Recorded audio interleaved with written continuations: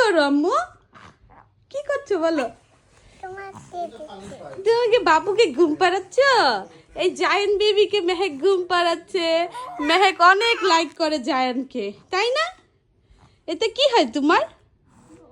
ভাইয়া, ছোট ভাইয়া। হ্যাঁ, জায়ান ভাইয়া হয়। তোমার ভালো লাগে বেবিদের? হ্যাঁ মেহেক? আরে বাবারে, আমার মেয়ে তো বড় হয়ে গেছে, এখন বড় বোন হইছে, এখন বেবিদেরকে ঘুম পাড়াইতে পারে। কি সুন্দর ঘুম পাড়াইছে জায়ান। তোমাকে তো আমরা এখন মিস করব, দেখছো? দাও, আদর করো, বেবিকে আদর করো।